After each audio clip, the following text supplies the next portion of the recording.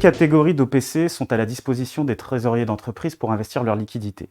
Il y a tout d'abord les OPCV monétaires, ils rassemblent la majorité des encours. Ils sont moins risqués et peuvent être investis sur une durée de placement recommandée de 7 jours. Ils sont liquides car valorisés quotidiennement et sont sans droit d'entrée ni frais de sortie. Il y a ensuite les fonds obligataires très court terme. Ces derniers ont une maturité moyenne légèrement supérieure aux fonds monétaires. Pour cette raison, la durée de placement recommandée est de 6 mois. Ils sont également liquides et valorisés tous les jours, mais ils sont légèrement plus volatiles. Actuellement, l'écart de rendement entre ces deux catégories est d'environ 0,45%. Nos fonds obligataires court terme affichent sur 2024 des performances annualisées allant de 4,5% pour CMAM Institutional Short Term à 4,6% pour CMAM Short Term Bonds, sachant que les fonds monétaires réalisent des performances autour de 4,15%, en particulier CMAM Cash. Cet écart continuera probablement de se creuser avec les baisses de taux à venir.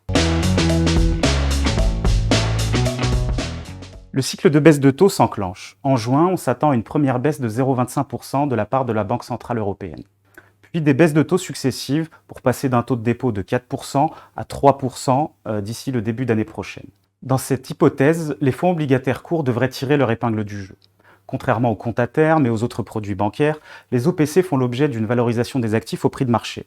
La valeur des titres de dette évolue dans le sens inverse de celui des taux. Les actifs de CMAM Short Term Bonds et d'Institutional Short Term devraient nettement s'apprécier dans ce scénario et ainsi poursuivre la distribution de performances intéressantes.